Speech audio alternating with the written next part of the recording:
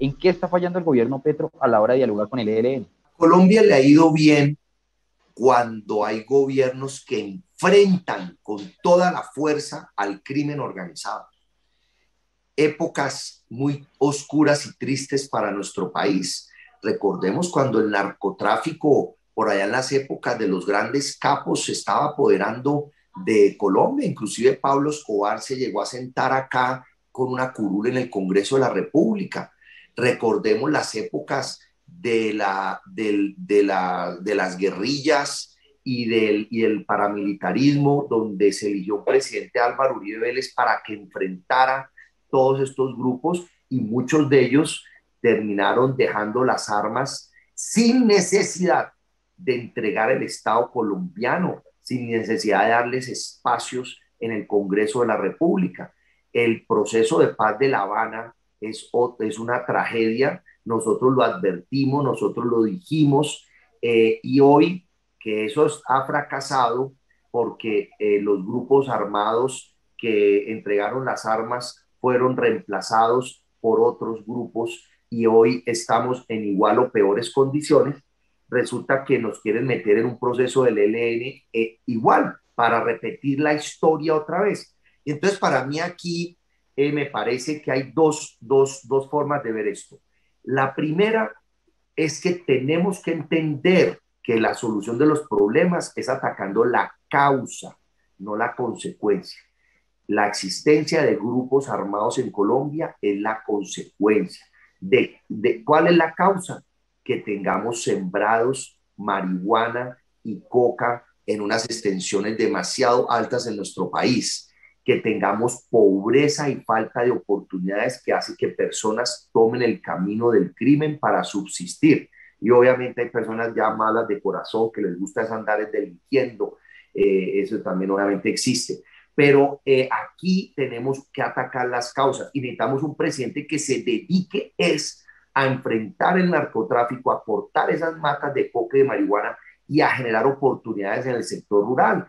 Yo, como congresista de la oposición, le he aprobado todos los presupuestos que ha querido Petro para invertir en agricultura y en sectores rurales, pero no está haciendo nada, no hay ejecución, no hay resultados importantes. Entonces ahí estamos perdiendo el tiempo y los recursos mientras se reúne con estos jefes y grupos armados, sanguinarios, violentos. ¿A qué? Si sabemos que si lo logra retirar de la criminalidad, habrán otros que llegarán a reemplazarlos, porque son estructuras jerárquicas, porque el que hoy es soldado raso quiere ser comandante de un grupo armado de esos, y eso es la naturaleza del crimen, y así va a suceder. Entonces dejen de engañar a los colombianos, dejen de aprovecharse del anhelo de la paz que todos tenemos, y más bien pongámonos a trabajar por la gente honesta, la gente que quiere un ingreso, un empleo, que quiere crear una empresa. Tantos jóvenes que se gradúan de colegios o universidades o de centros tecnológicos y necesitan tener oportunidades. Entonces yo creo que aquí hay un tema muy, muy delicado, y entonces yo vuelvo y repito, pues por un lado, creo que no estamos atacando las causas del problema, se va a repetir la historia de los procesos de paz. Y por el otro, el presidente no se dedica a trabajar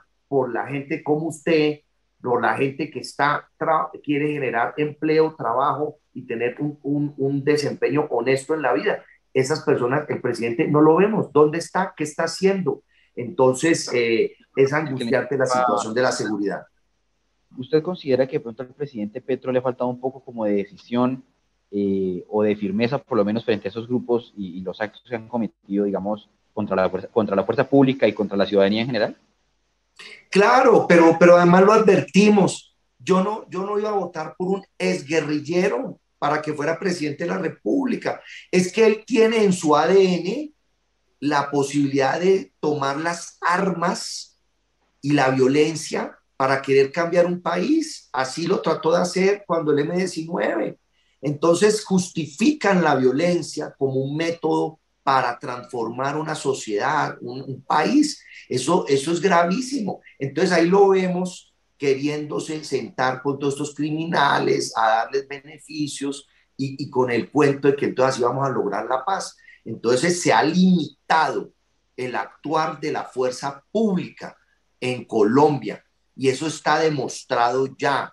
Eso está demostrado porque la otra vez un medio de comunicación denunció un documento donde le informaban al ejército que debía quedarse quieto en algunos sectores.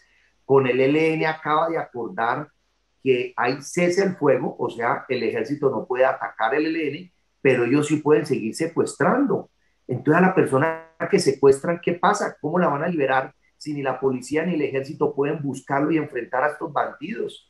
Entonces, fíjense en los problemas que está generando y obviamente estos grupos están ganando territorio, están cada vez fortaleciéndose más, como lo hemos visto en mi tierra, el Valle, en Buenaventura, en las cordilleras, en municipios como Tuluá, Jamundí, o en Cali, y esto se está perdiendo lastimosamente de control.